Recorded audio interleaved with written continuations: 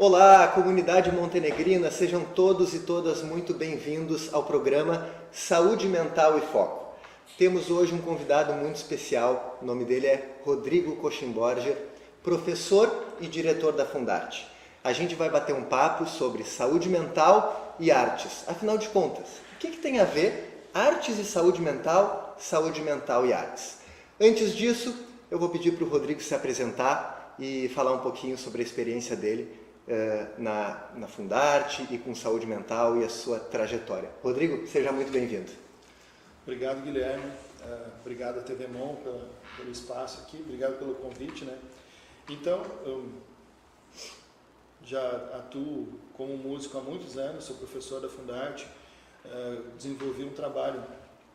Com 10 anos eu comecei a tocar em CTG, a tocar acordeon, e aí quando chego lá nos meus 2009, 2010, eu comecei a atuar num CAPS em Lajeado, e ali eu desenvolvi esse apreço pela saúde mental. Então eu trabalhei de 2009 até 2021, e então tenho esse olhar assim para a saúde mental, eu curto essa coisa de cuidar das pessoas, né? Então acho que desenvolvi um trabalho muito legal lá, com música, com oficinas terapêuticas de música, com pessoas com transtorno mental dos mais variados, com as questões do suicídio, ali, que a gente atua no Setembro Amarelo também. E aí estudei regência na faculdade, então estudei música na URGS e venho atuando como professor da Fundarte desde 2011. E daí esse ano assumi como diretor da instituição. Esse é um pouquinho de mim. Muito bem, seja muito bem-vindo. Rodrigo, então, como diretor da Fundarte e professor também, é evidente que a Fundarte é uma instituição que oferece muita cultura para todos aqui em Montenegro, e a gente fica muito grato. E como tu vê que as aulas de música, de artes, as oficinas que a Fundarte oferece, como isso apoia a saúde mental daqueles alunos que praticam? Bom, a Fundarte atua na dança, no teatro, nas artes visuais e na música, além de promover eventos, né? Então a gente atua na educação, na arte e educação dessas 4 disciplinas, esses 4 cursos.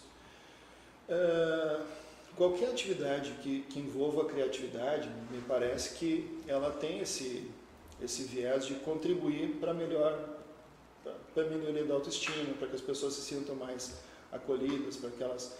Então, quando a Fundarte surgiu lá há 50 anos atrás, Montenegro já era um expoente cultural, já existia uma eclosão de cultura sendo feita em Montenegro. Então, o povo de Montenegro é um povo muito educado, muito voltado para as artes. Tá? Hoje a gente tem várias escolas de música e de dança que são de ex-alunos da Fundarte, que passaram por lá, que motivaram esse movimento a acontecer.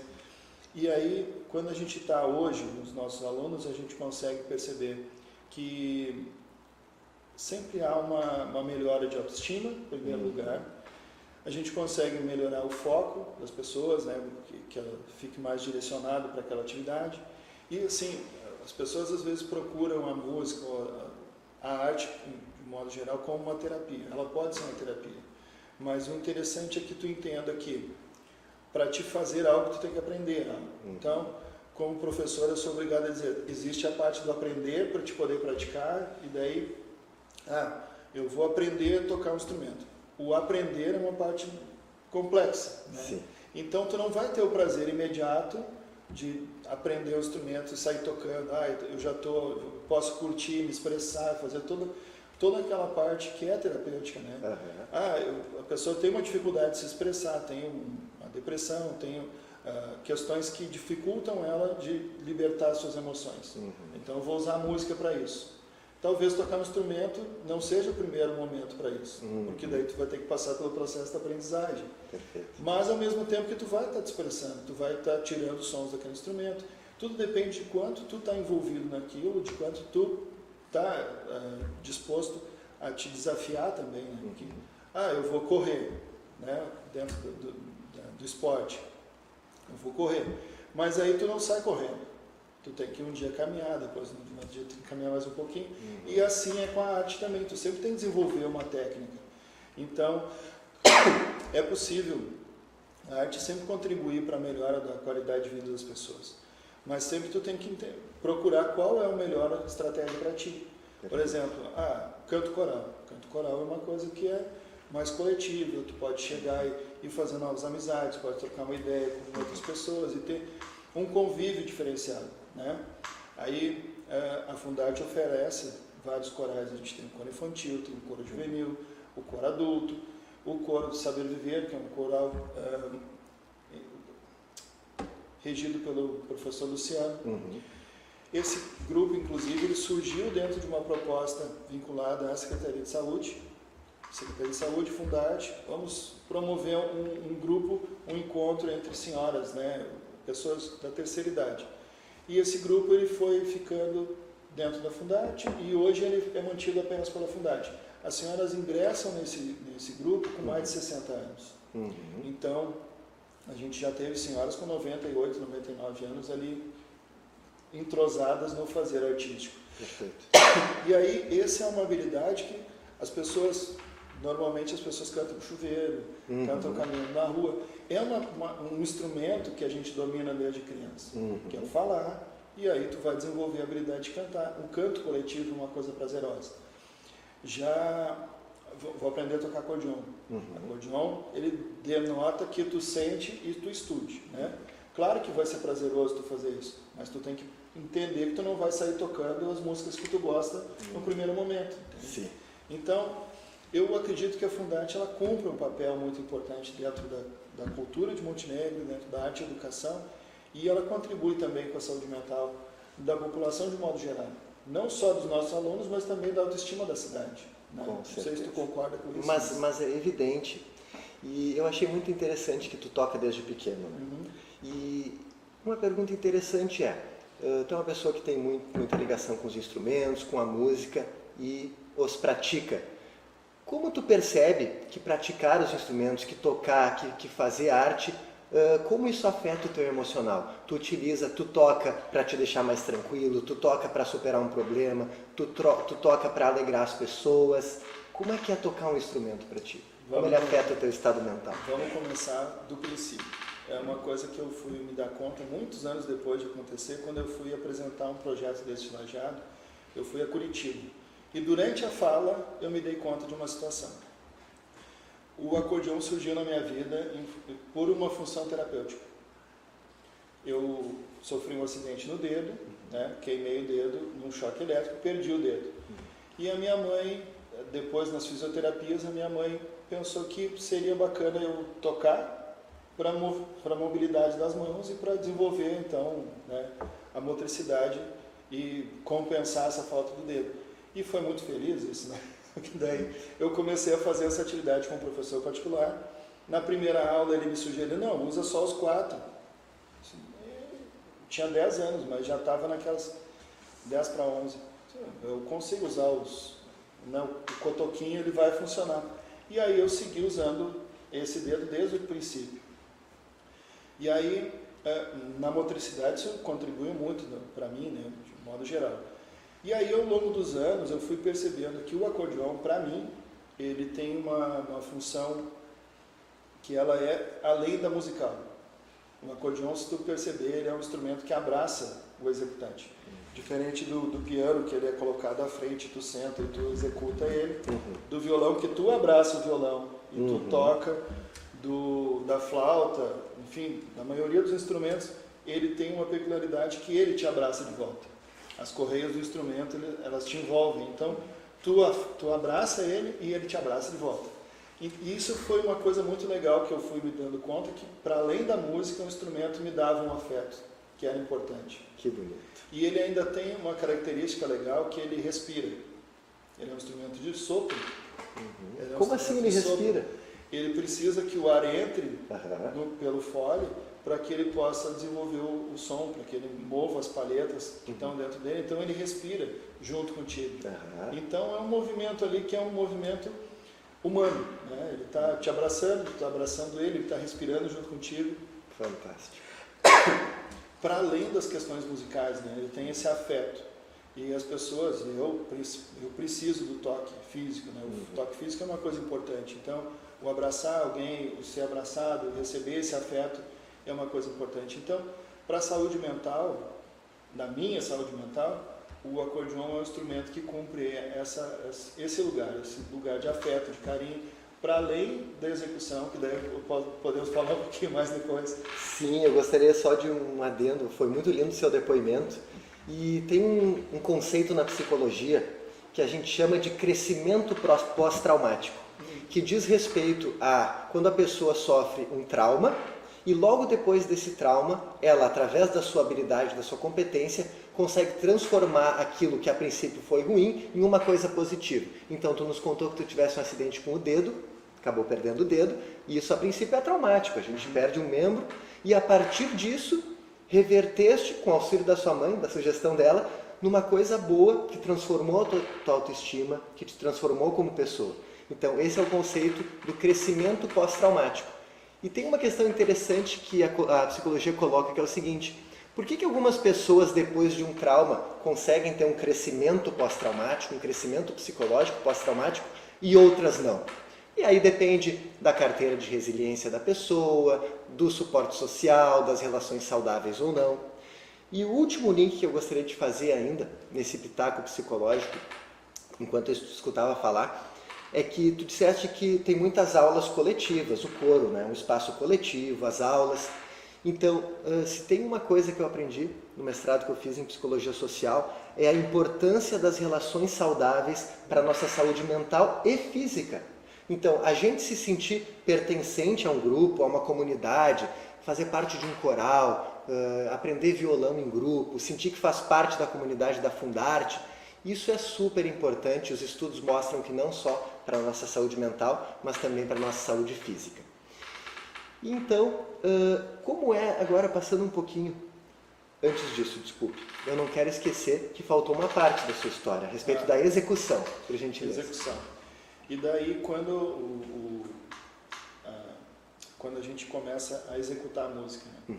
A música, tu pode, usando as tuas habilidades, todo o teu repertório, a tua cartela de repertório, de estudo, enfim, que tu desenvolveu, tu consegue, a partir do teu repertório, também expressar tuas emoções, né? Então, tem dias que eu estou mais depressivo, eu estou mais reflexivo, então eu uso meu repertório para isso, né? A execução do instrumento, a sonoridade, a expressividade que o instrumento me oferta, eu posso colocar ali. Não é muito direto assim na minha relação, eu tenho uma relação mais profissional com a música, né? Então não é muito direto assim, hoje eu estou triste, eu vou tocar uma música triste. Não é tão triste ou feliz, ou como tu disseste antes de, eu vou alegrar as pessoas. Para mim não passa por aí, para mim vai por esse lado assim, eu quero me expressar, e aí a música, a sonoridade, ela possibilita que eu me expresse de modo que as palavras não fazem. Então não é como sentar com alguém e conversar. Eu posso sentar sozinho, executar, estudar o meu repertório e estar ali curtindo a minha sonoridade, que isso vai estar legal. Como algumas pessoas gostam de assistir um filme, eu também gosto, mas sento, assisto um filme sozinho, solitário, e aquilo me faz bem. Consigo elaborar minhas questões a partir daquilo, assim como um desenhista pode pegar o seu papel e desenhar coisas belas ou não, porque daí o belo também é subjetivo, né? O quanto eu acho bonito algo, ou quanto aquilo é significativo para mim. Então, a arte, de um modo geral, ela possibilita isso. Eu não preciso falar sempre do belo, ou sempre do estado emocional, né, do clichê, estou feliz ou estou triste. Não, tem coisas que eu posso colocar no papel, que eu posso tocar, eu posso cantar, que transcendem isso. Eu não preciso estar pondo em palavras aquilo que a gente está sentindo. Perfeito, perfeito. Bom, a gente sabe que as artes, como a música, o teatro, elas podem ajudar a expressar sentimentos e emoções, de maneira que às vezes as palavras não conseguem. Tem a ver com isso. Tem a ver com isso, né? Sim. E olha que interessante, quando a gente está trabalhando com crianças, que elas têm menos ferramentas verbais para se expressar que os adultos, a gente trabalha com atividades lúdicas. Então a gente trabalha muito com brincadeira, com desenho, e a gente, através dos desenhos, da brincadeira, da arte que a criança produz, a gente utiliza como uma ferramenta complementar ao tratamento. Então a gente faz uma análise daquela arte, daquele desenho, a gente olha para o que a criança expressou na folha para ajudar a entender o contexto da criança. Eu gostaria de fazer um depoimento. que as pessoas idealizam muito, que para fazer arte eu preciso saber pintar, eu preciso saber tocar. Não necessariamente. A arte pode ser e deve ser muito terapêutica. Eu agora com meu enteado, Cauê de 7 anos, a gente comprou uma argila para brincar. E naquelas 2 horas que a gente brincou de argila, eu considero que sim que eu fiz arte. Eu moldei, eu modelei, eu pintei ainda não, que eu esperei secar. Pintarei. Então, assim, dá para dizer que eu fiz arte, Rodrigo? Com certeza.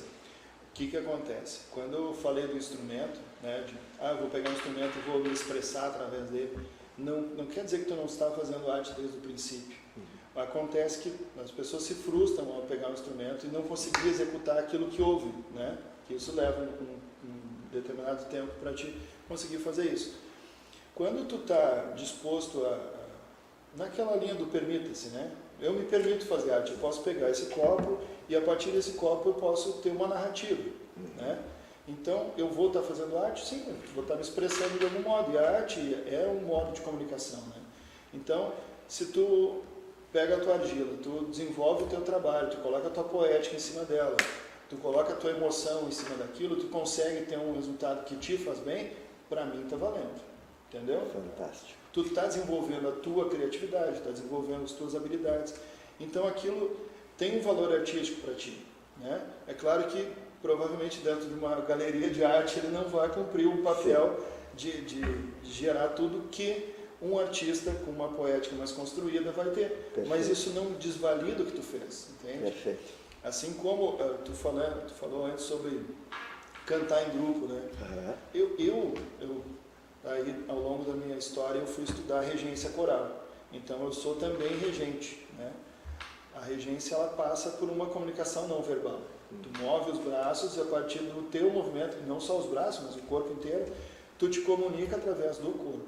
E não só de notas ou de sons. A comunicação é visual, ela é de mímica, enfim, não é essa palavra, mas gestual, né?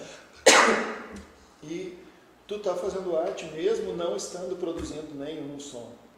Perfeito. Então, a gente pode pensar que arte são várias coisas, né?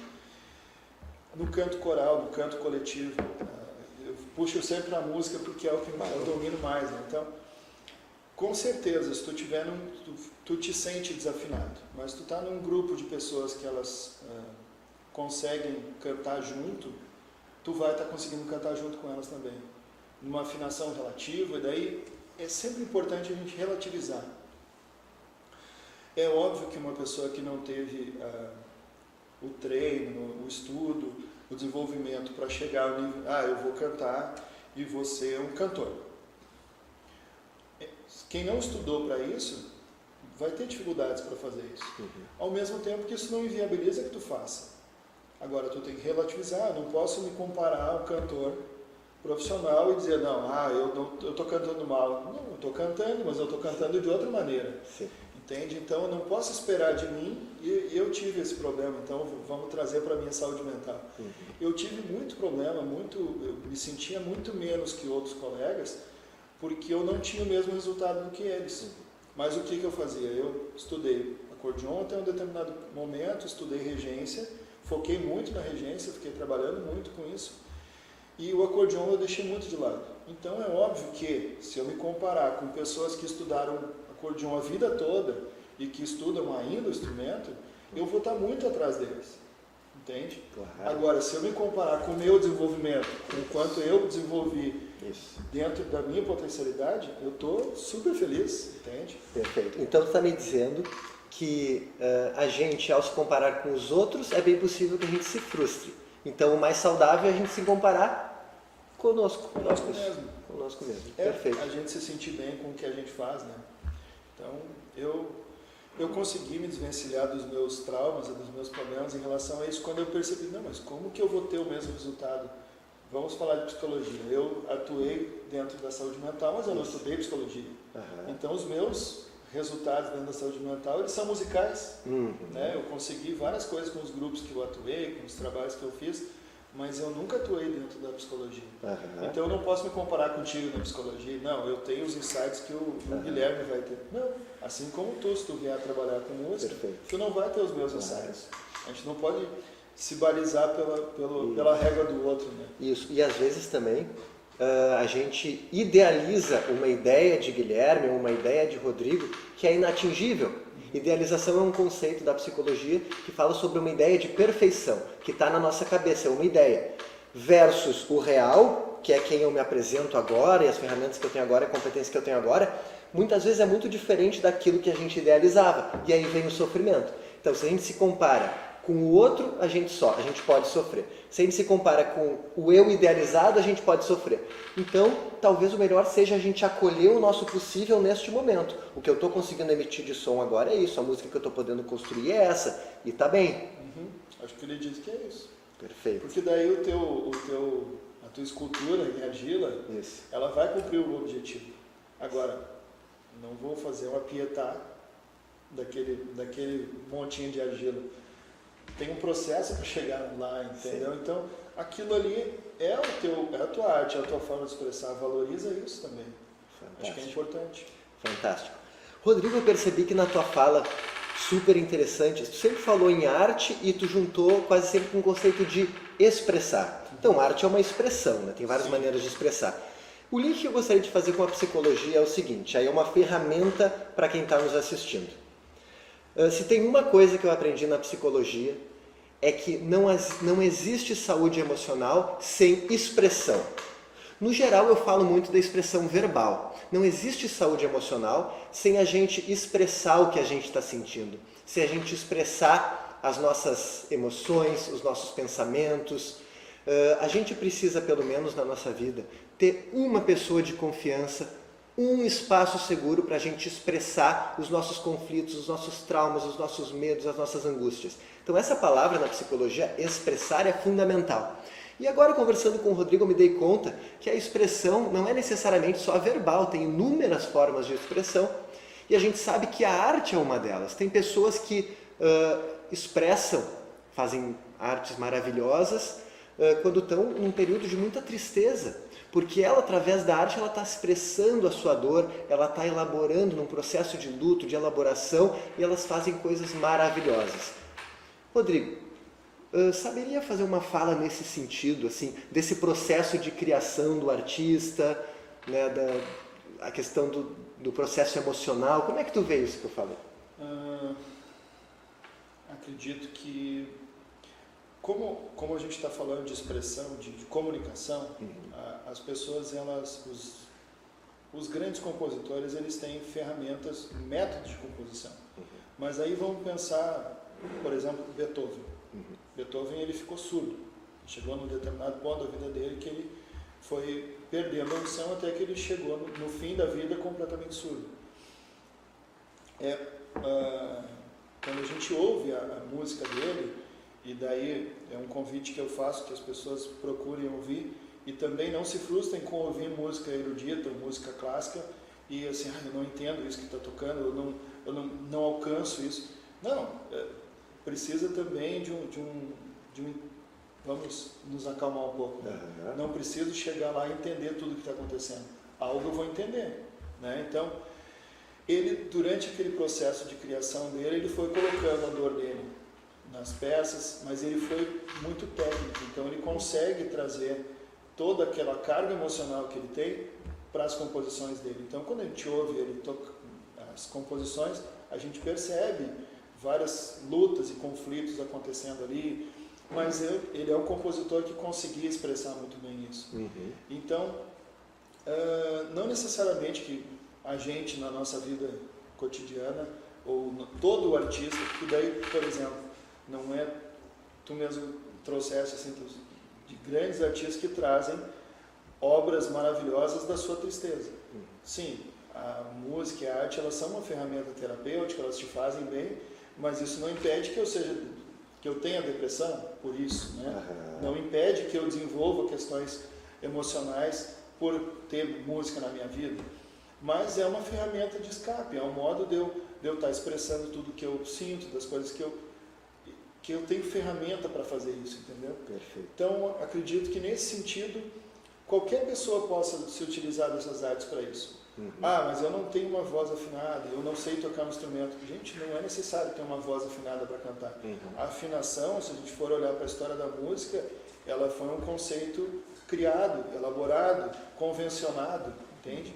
Então, quando a gente ouve uma orquestra tocando hoje, existe um conceito de afinação padrão que é o Lá 440.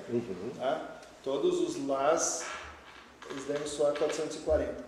As orquestras já usam o Lá 442 para ter um som um pouco mais brilhante. Se tu botar um solista, geralmente o solista vai usar um 444 para ele brilhar um pouquinho mais. Então essa afinação ela sempre está sendo relativizada. Então tá, eu vou cantar. Não, eu tenho que cantar afinado. Gente, depende da plateia que tu vai cantar também, né? Perfeito. Então canta sozinho, se tu tem vergonha de cantar para alguém, mas te expressa de algum modo. Essa coisa de eu preciso ser perfeito, eu preciso ser afinado, eu preciso dar conta, eu preciso que as pessoas gostem de mim. Talvez não. Talvez tem gente que nunca vai gostar de ti. Tu cantando afinado ou tu cantando desafinado. Tem músicos maravilhosos que cantam e tocam super bem e eu não gosto de ouvir. Então, não é qualquer plateia também que vai gostar de te ouvir e te ver. E tá tudo certo. Às vezes a gente não ser admirado, ou não ser gostado, como a gente gostaria, faz parte da vida. Exatamente. Acho que essa é a grande sacada da arte. Assim, todos podem fazer arte, todos podem fazer música, todos podem dançar. Ah, mas eu vou, né? Eu tenho um problema com o dedo. Mas tem gente que não tem pernas, pode dançar? Pode se expressar porque o corpo se expressa. A dança é a expressão através do corpo. Então, do teu modo, com o tronco, com a cabeça, com os braços, encontra o teu modo de se expressar se tu gosta disso, né? Eu não me sinto vocacionado nem estimulado a dançar. Mas está tudo certo, eu posso me expressar de outras maneiras. Perfeito. Enfim, acho que é isso. Muito bem. A gente está no finalzinho do programa. Eu acho que o recado final que a gente poderia deixar é que nós sabemos que a arte transforma. E eu gostaria de um relato seu, se possível. Se tu lembra, não precisa ser um específico ou de vários, mas assim um exemplo sobre alguém que tu percebeu que entrou numa aula da Fundarte e modificou a sua vida através da música, através da dança. Aulas da Fundarte, eu não teria um caso, teria vários assim, né? Mas, por exemplo, a gente tem uma situação, por exemplo, de um aluno que entrou em contato durante a pandemia, que é um tema que a gente devia ter falado, a gente acabou não pulando, que ele pediu socorro por professor de instrumento. Então, não somente através da arte, mas através dos contatos que ele está fazendo dentro da arte, ele buscou socorro para não cometer um ato contra si. Entende? Então, a arte ela potencializou esse contato, potencializou toda uma saúde mental para que aquele fosse um contato saudável na vida dele. Fantástico. Ele confiou na relação segura com aquele professor e se sentiu à vontade para oferecer a sua vulnerabilidade e pedir ajuda. Fantástico. Muito bem. Nós estamos chegando ao final do nosso programa. Rodrigo, muito obrigado pela presença. Eu que Foi um agradeço. prazer. Eu senti que faltou tempo, nós poderíamos falar muito mais tempo. Poderíamos. É muito interessante. E fica o recado que será chamado mais uma vez. Envolve. Muito obrigado. Gostaria de deixar um recado final para o nosso público? Eu gostaria.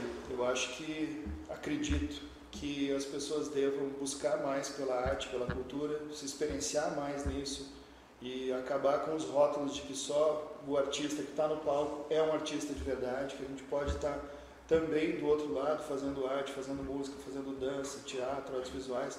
A gente está livre para isso. Então, para se experienciar, para se experimentar nesse lugar, acho que é saudável para todos. Então, fica aí meu convite. Venham até a Fundarte, que é um ótimo lugar para fazer isso. Perfeito. Então, está chegando ao fim mais um programa Saúde Mental em Foco. Foi uma honra tê-los e tê-las como audiência nesse programa e até a próxima. Boa noite, obrigado.